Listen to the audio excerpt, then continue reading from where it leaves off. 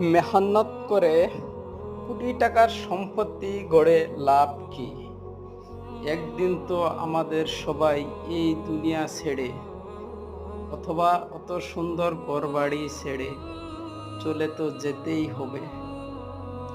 তো আমরা সবাই মরণের কথা একবার চিন্তা করতাম। আল্লাহ তাআলা যাতে সবাইকে নেক হায়াত দান করেন। জুমা মুবারক হোক। আসসালামু আলাইকুম।